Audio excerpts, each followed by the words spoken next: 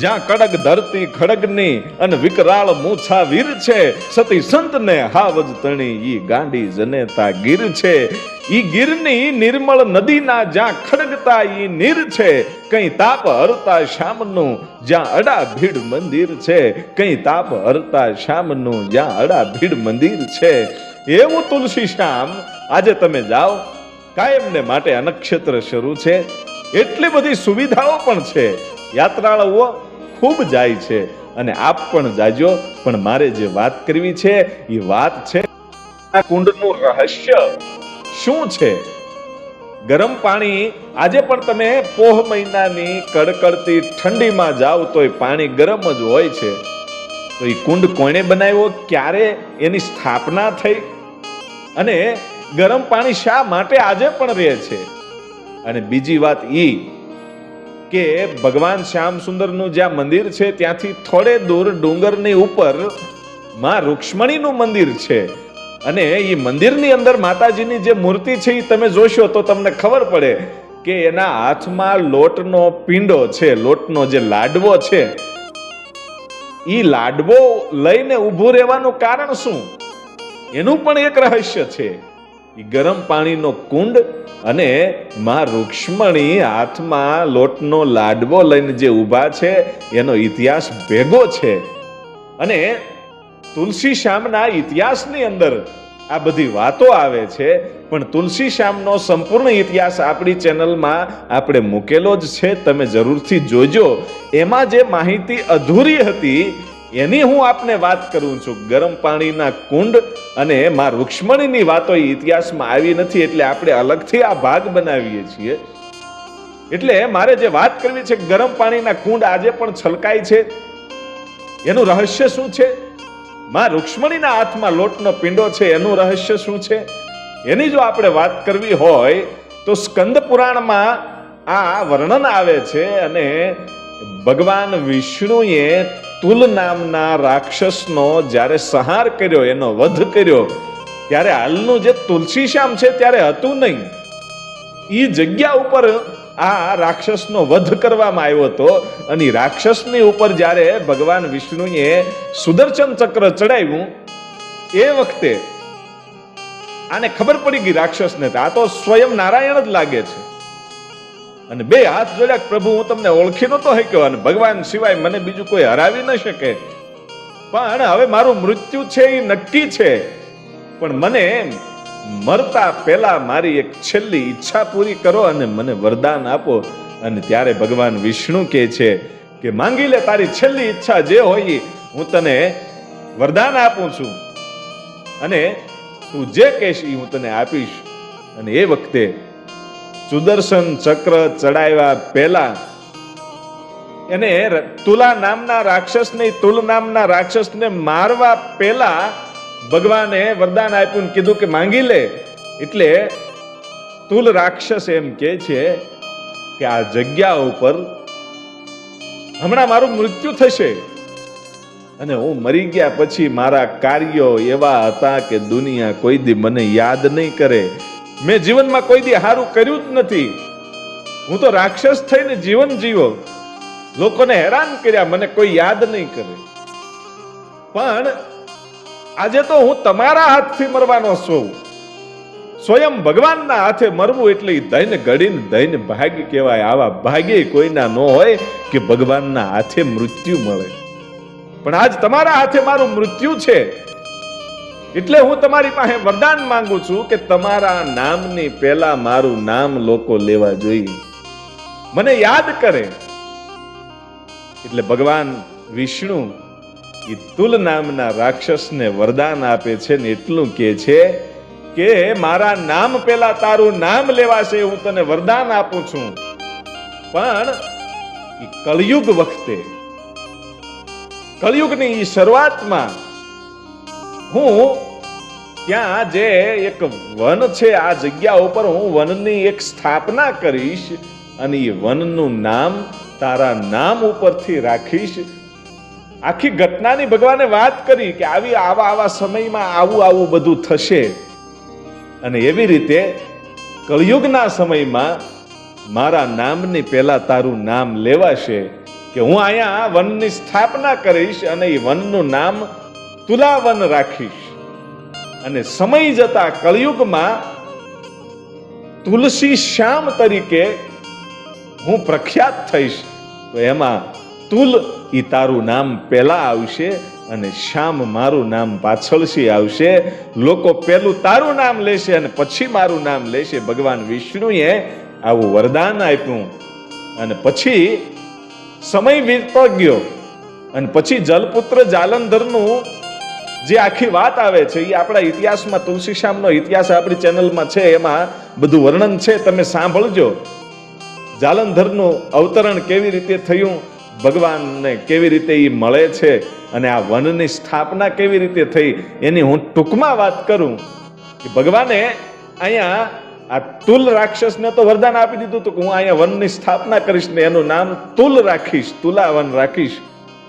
અને એ સમય વયો ગયો અને પછી જલપુત્ર જાલંધરે તપસ્યા કરી અને ભગવાન એને પ્રગટ થયા અને કીધું કે માંગી લે. ત્યારે જાલંધરે કીધું કે પ્રભુ, હું અહીંયા જ્યાં રહું છું એ દ્વીપ ઉપરથી હું તમારા દર્શન કરી શકું એવું કંઈક કરો.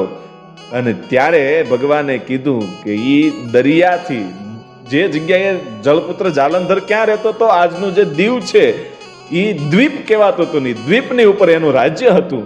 અને ત્યાંથી 50 કિલોમીટર દૂર આગળ તુલસી શ્યામ. એટલે જાલંધરે એવું વચન માંગ્યું કે પ્રભુ, હું આપના દર્શન કરી શકું એવું સરસ મજાનું એક વન વસાવો અને ત્યાં તમે અને માં લક્ષ્મીજી બિરાજમાન થાવ. અને ભગવાને તથાસ્તુ કીધું. અને પછી જે જગ્યાએ આ તુલ રાક્ષસને માર્યો હતો એ જગ્યા એટલે આજનું તુલસી શ્યામ. અને ત્યાં જઈ અને એક મોટા વનની સ્થાપના કરી, પોતાના હાથથી વૃક્ષો રોપ્યા ભગવાને, અને મસ્ત મજાનું એ વન બન્યું. અને ભગવાન વિષ્ણુ અને લક્ષ્મીજી ત્યાં બિરાજમાન પણ થયેલા. અને જાલંધર જ્યારે પણ યાદ કરે ત્યારે ભગવાન ત્યાંથી એને દીવનું જે ટાપુ છે એ દ્વીપ ઉપરથી જ્યારે જાલંધર યાદ કરે ત્યારે ભગવાન એને દર્શન પણ આપતા. અને એ પછી આ જે વન બનાવ્યું એનું નામ તુલવન રાખવામાં આવ્યું, એ તુલાવન.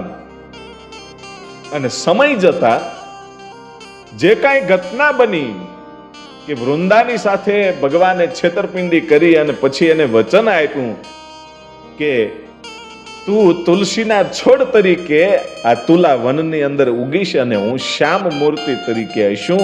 અને તુલસી અને શ્યામના દર વર્ષે વિવાહ થશે. એ વૃંદાને ભગવાને વચન આપેલા. અને એ પછી કળિયુગના સમયે ભગવાન કૃષ્ણનો અવતાર થયો અને ભગવાન કૃષ્ણ રૂક્ષ્મણીજીને એકવાર આ બધી વાત કરે છે કે વૃંદાની સાથે આવું બન્યું હતું, મારે એને છેતરવી પડી હતી અને એ તુલસીના છોડ તરીકે આ તુલા વનમાં ઉગી છે. અને તુલા વનની જે કઈ વૃક્ષો છે એ મારા હાથે મેં રોપ્યા હતા. અને ત્યારે રૂક્ષ્મણી કહે છે કે પ્રભુ, તમારા હાથથી રોપાયેલા આ વૃક્ષો, તમારા હાથથી આ બનેલું વન, એ વનને જોવાની મને ઈચ્છા થાય છે, મને ત્યાં લઈ જાઓ ને.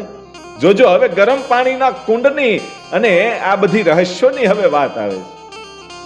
રૂક્ષ્મણીજીને ભગવાન કૃષ્ણ આ વનની અંદર લઈ જાય છે અને રૂક્ષ્મણીજીને ખૂબ ત્યાં ગમી જાય છે. એ વખતે ગરમ પાણીના કુંડ પણ ન હતા અને તુલસી શ્યામ પણ ન હતું, ભગવાને બનાવેલું માત્ર વન જ હતું. એ વખતની આ વાત છે. ભગવાન કૃષ્ણ અને રૂક્ષ્મણીજી ત્યાં રહે છે. ઘણા દિવસો વિતાવ્યા ને એમાં એકવાર વરસાદ થયો. પોતે હાથે રૂક્ષ્મણીજી છે પોતાના હાથથી રોટલા બનાવીને ભગવાનને ખવડાવે. દિવસો પછી દિવસો વીતવા માંડ્યા. ઘણો સમય સુધી ત્યાં રહ્યા. ખૂબ જ ગમી ગયું. અને એમાં વરસાદ થયો એટલે જે પોતાનો ચૂલો છે એ પલળી ગયેલો, એટલે ચૂલો તેદી હળગે નહીં ભાઈ. પોતાને રાંધવું છે, ભગવાન કૃષ્ણને રોટલા ઘડીને ખવડાવવા છે, પણ ચૂલો હળગતો નથી. એ માંડ માંડ કરીને ચૂલો હળગાવ્યો, પણ પોતે થાકી ગયા. ત્યારે ચૂલો હળગી રહ્યો. જોજો આ કંઈક ઇતિહાસ બનવાનો હશે એટલે આવું કંઈક થાય. આ ભગવાનની કંઈક લીલા હશે.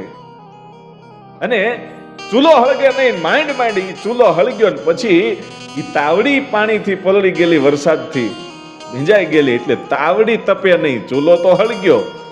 પછી ઉપર તાવડી મૂકી, તાવડી તપે નહીં, ઈ માંડ માંડ તાવડી તપી. ત્યાં તો માં રૂક્ષ્મણી તપી ગયા હતા, થાકી ગયા હતા ને ક્રોધિત થઈ ગયા હતા કે આ અહીંયા તો જંગલમાં આવ્યા ઈ જ ખોટું થયું. ઈ પોતે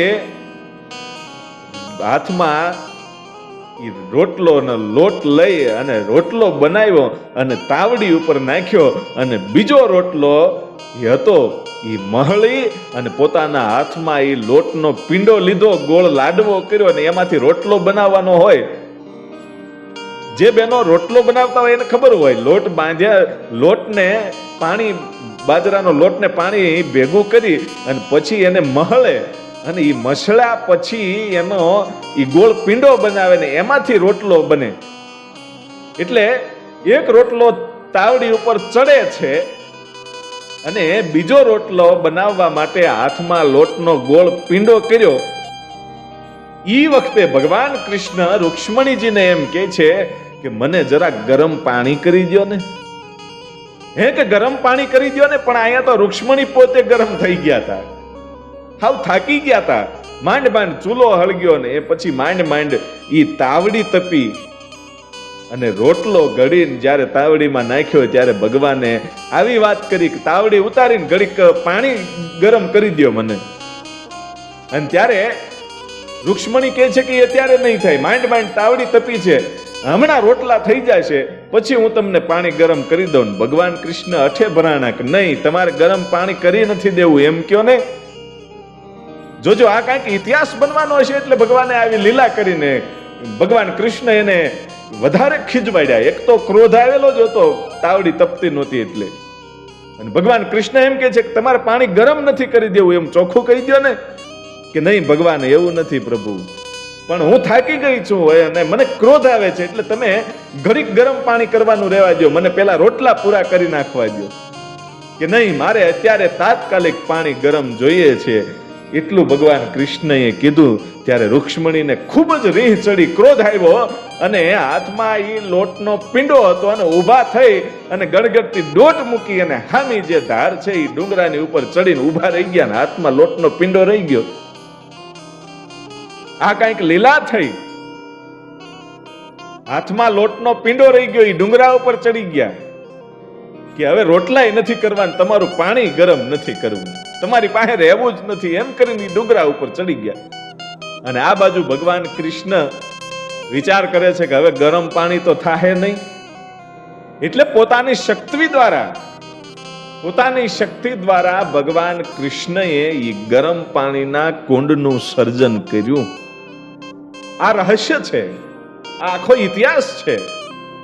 ગરમ પાણીના કુંડનું ભગવાન કૃષ્ણએ સર્જન કર્યા પછી જે વૃંદાને એને વચન આપ્યું હતું અને વૃંદાએ ભગવાન ઠાકરને, ભગવાન વિષ્ણુને જે શ્રાપ આપેલો કે તમે પથ્થરની મૂર્તિ થઈ જશો, મારી સાથે કપટ કર્યું છે એટલે એ શ્રાપને સ્વીકારવા માટે એ કરમદડીના ઝાડની નીચે ભગવાન કૃષ્ણ પોતે કાળા તો હતા જ, એટલે પોતે કાળી પથ્થરની મૂર્તિ બની ગયા, કરમદડીની ઝાડની નીચે ઈ સમાઈ ગયા.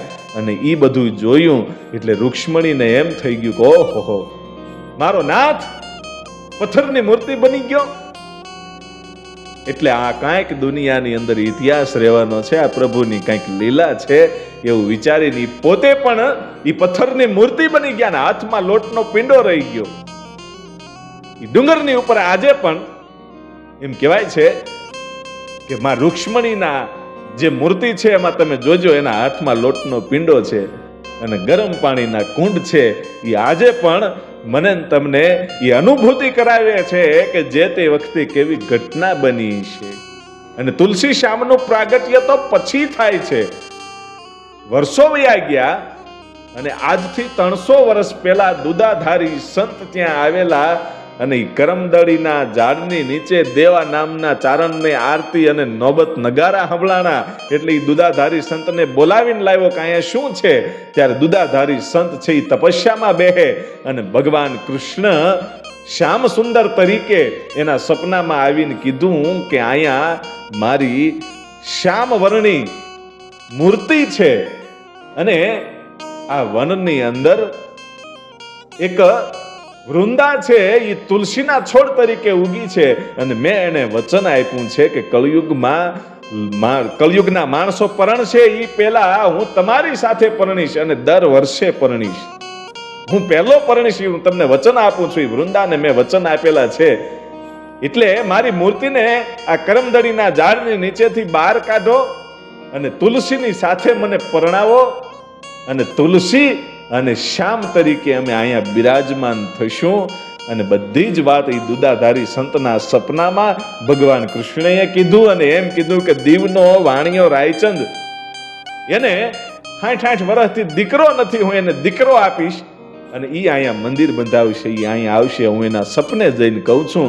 અને પછી વાણિયાને ઘેરે 60 વર્ષની ઉંમરે ઈ દીકરો થયો અને પછી વાણિયો દુદાધારી બાપુને મળ્યો અને પછી જે ભગવાનની મૂર્તિ હતી મૂર્તિને બહાર કાઢી તુલસી અને શ્યામના લગ્ન પણ કરાવ્યા અને વાણિયાએ ભગવાન શ્યામ સુંદરનું મંદિર બંધાવ્યું અને ડુંગરની ટૂંક ઉપર માં રૂક્ષ્મણીનું મંદિર બંધાવ્યું અને નીચે ગરમ પાણીના કુંડ પણ એ વાણિયાએ બંધાવ્યા.